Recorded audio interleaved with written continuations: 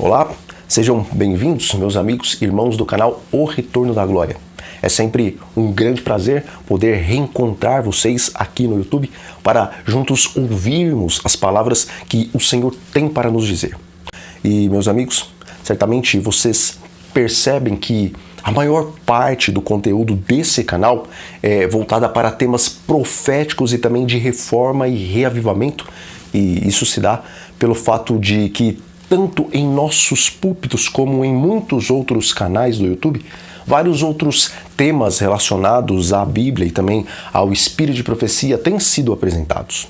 Contudo, havendo poucos pregadores e poucos canais que trazem um conteúdo mais voltado para profecias e também reforma e reavivamento, creio que Deus tem levantado esse canal, e é claro, alguns outros, para apresentarmos mais desses assuntos que são tão importantes e extremamente urgentes para o povo remanescente.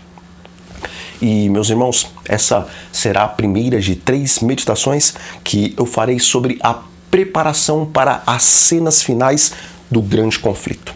E essa meditação está inspirada em Testemunhos para a Igreja, volume 6, páginas 404 a 406. E está escrito: Tocai a trombeta em Sião e dá voz de rebate no meu santo monte. Perturbem-se todos os moradores da terra, porque o dia do Senhor vem, já está próximo. Joel 2, versículo 1.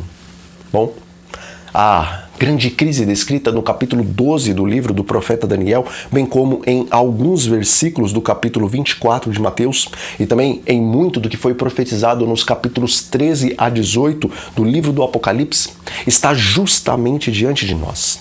E para enfrentarmos aquelas provas e tentações, será necessária uma fé perseverante, semelhante à fé de Jesus, conforme nós vemos em Apocalipse capítulo 14, versículo 12.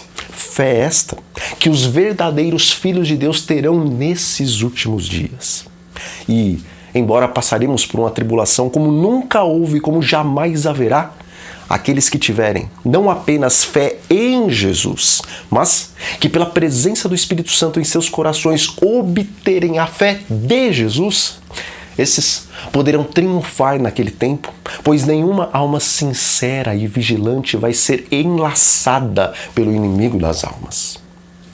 Bom, meus amigos, no tempo de prova que está bem diante de nós, tempo no qual os cristãos de ouro resplandecerão e os cristãos de palha serão queimados pelas ardentes provas.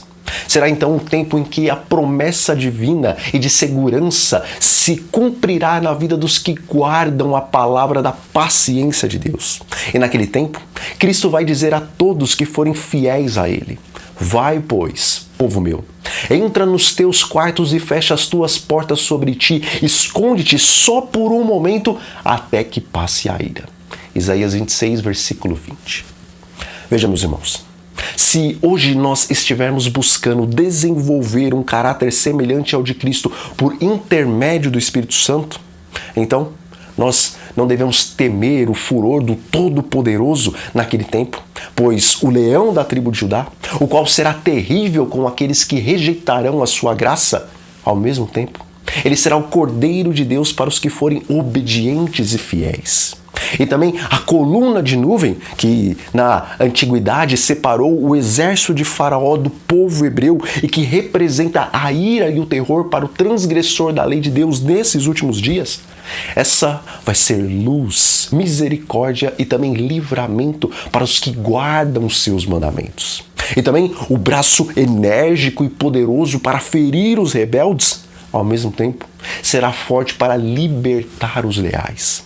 E por fim, todos que forem fiéis, esses serão ajuntados, pois está escrito: E ele enviará os seus anjos com rijo clamor de trombeta, os quais ajuntarão os seus escolhidos desde os 4 ventos, de uma a outra extremidade dos céus. Mateus 24, versículo 31.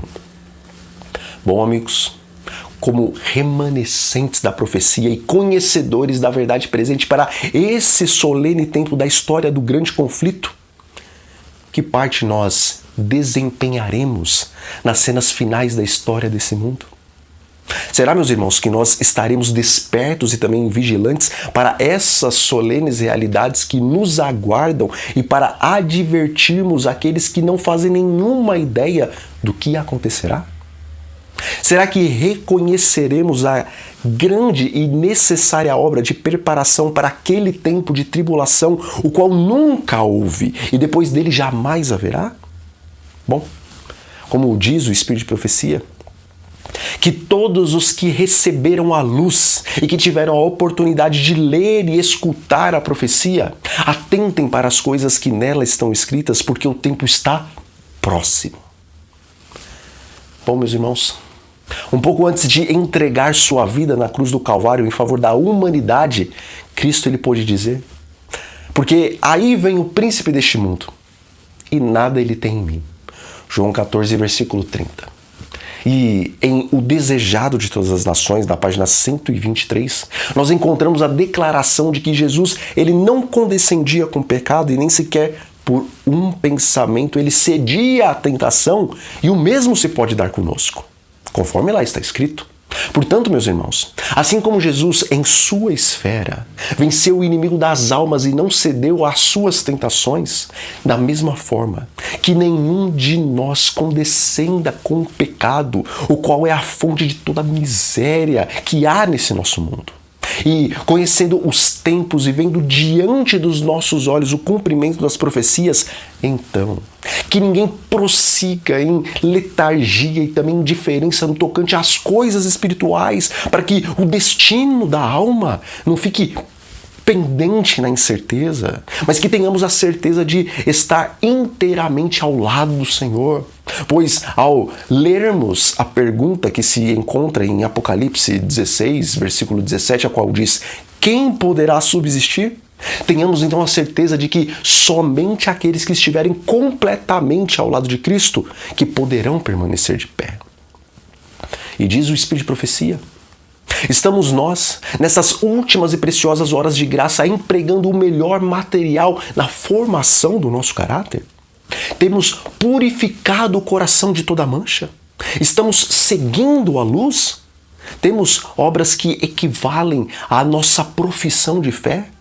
Está atuando em nós a influência suavizante e subjugante da graça de Deus?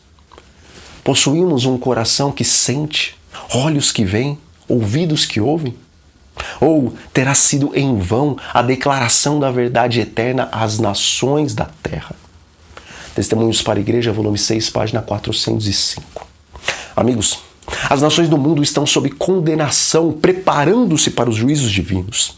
E nesse tempo, repleto de resultados eternos, o povo escolhido para ser o depositário de importantíssimas verdades deve estar ligado a Cristo como o ramo está ligado à videira, pois temos que fazer nossa luz brilhar diante das nações que perecem em seus pecados.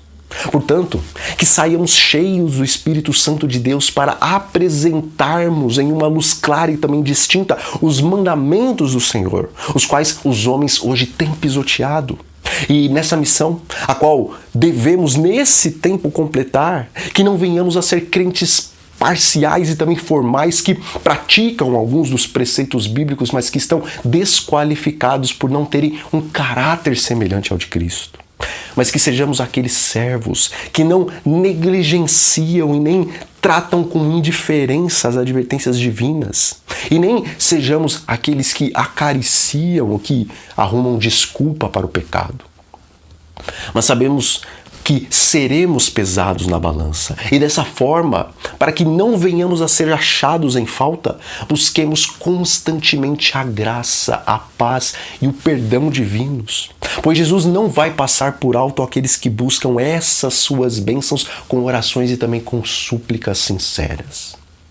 E por fim, como diz o Espírito de Profecia, enquanto se prolonga a misericórdia, enquanto o Salvador está fazendo uma intercessão, façamos uma preparação completa para a eternidade. A volta de Cristo ao nosso mundo ocorrerá dentro de pouco tempo. Seja essa a ênfase de cada mensagem. Testemunhos para a Igreja, volume 6, página 405 e 406. Bom, meus irmãos, nós ficamos por aqui. Mas antes, vamos fazer uma oração. Nosso Deus e Pai, em breve as cenas finais do grande conflito passarão diante dos nossos olhos.